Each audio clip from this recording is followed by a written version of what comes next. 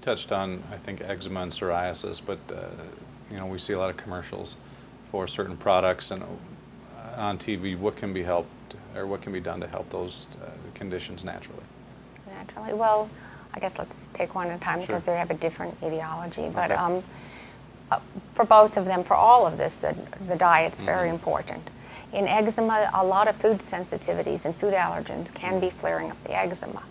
So you have to kind of go back to square one and do a food diary and try to figure out if there's some foods that seem to be flaring up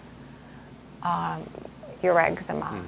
And a food sensitivity, though, can be delayed 24 to 48 hours. So it is very, it's difficult, you know, or you could go the other way and take out one thing like that's a common allergen, like corn or dairy or wheat, and see if that makes a big improvement. That might be an easier way to, you know, just go with some of the common allergens and see if that helps.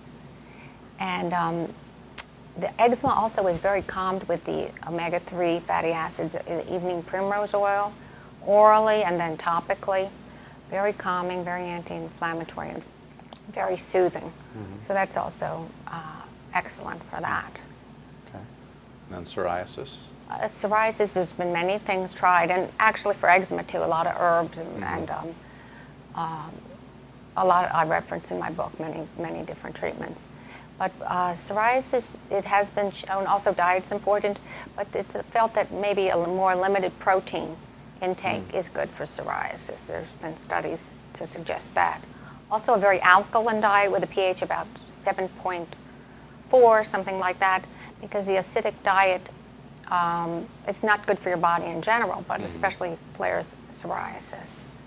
And there's been studies that have shown that the vitamin D is actually linked, granted a study in 2003 that linked vitamin D to how well your psoriasis does. And also eating a lot of tomatoes and carrots, they've shown with the beta-carotenes, higher in beta-carotene, better psoriasis.